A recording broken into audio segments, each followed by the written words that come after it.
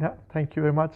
And I see two point of views when talking about CPOs. On one side, there are companies, and they ask why should we already know what to do, and we know our problems, and we know the solutions. Why we should go to philosophers? It's on one side, and on the other side, there are philosophers. They ask why should we go to the companies? And these are 2 points of view.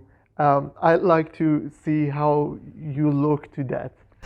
Yeah, I mean that is probably how many many people in companies think, and also how many philosophers think.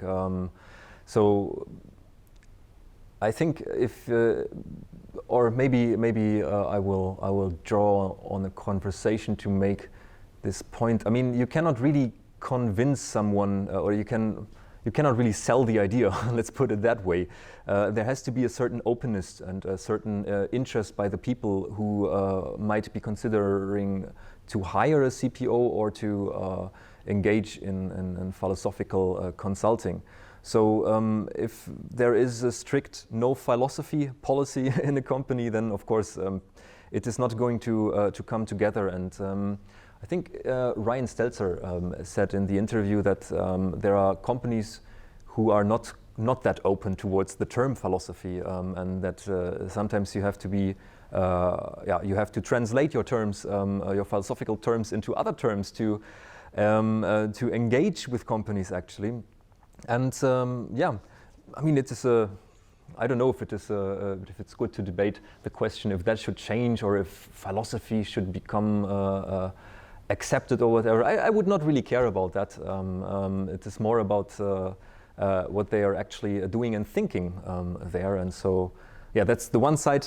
And the other side is the philosophers. And it is also part of many conversations that academic philosophy is not that much interested in the economy.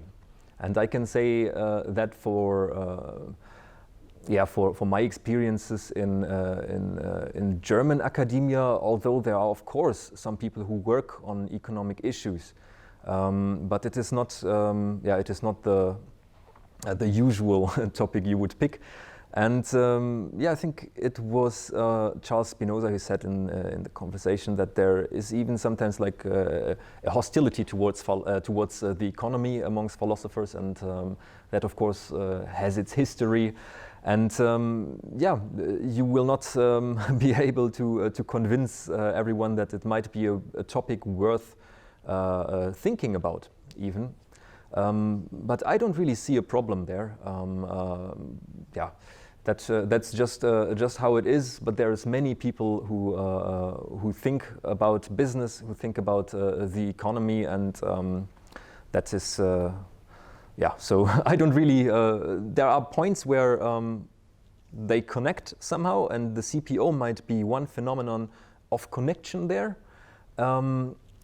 But it would be maybe not the best task to completely connect them or whatever. I would not do that. Yes.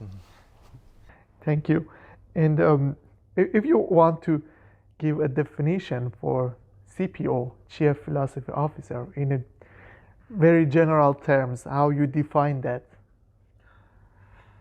I mean, there are probably 8 definitions in the book, and I mean, I asked the other people in the book because I was not sure how to define it, right?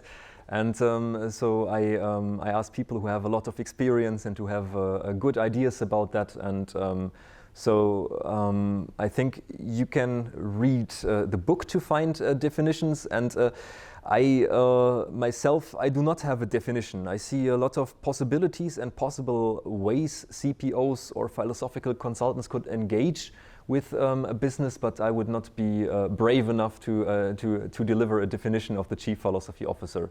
I think the main train, if we call it like that, was the one that I introduced with the perception, and drawing on the interview with Wolf-Dieter Enkelmann and connecting to many other interviews. So the role would be defined through philosophical thinking, actually. Thank you. And when we talk about CPOs, maybe people ask what they have studied, and in universities, philosophy students don't learn about being a CPO, and where's the place that somebody interested can go and find and learn more about CPOs? Yeah, that's a good question. I mean, studying philosophy might be an obstacle if you want to. No, but there was one training program initiated in Vienna for CPOs. It was, but I think then COVID hit and the training program got lost in that. Yeah, but I think the way, if people are interested in this role, is being curious and following that curiosity. And I don't really think that an academic philosophical education would be needed to act in a role like that, but I also don't think it would necessarily be an obstacle, like I joked earlier. So yeah, it is really hard to say, and especially for a role that is a speculative role right now. We are speculating about what could it be, the CPO.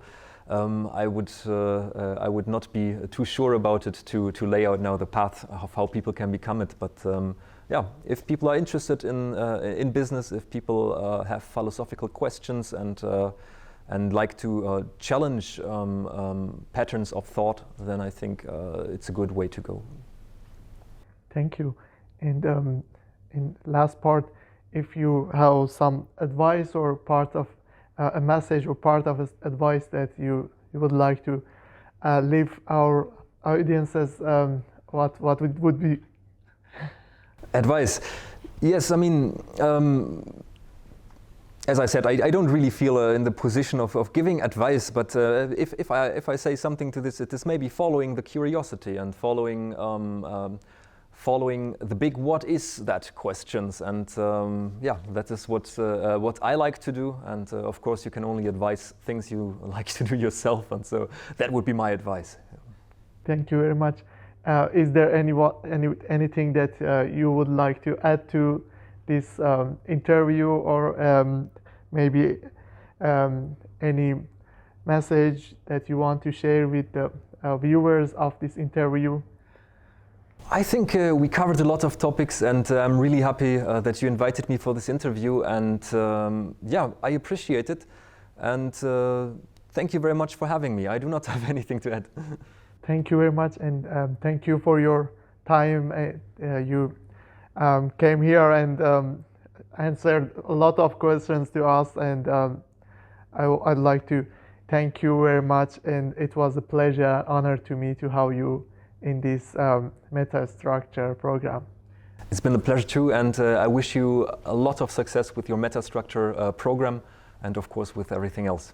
Thank you very much.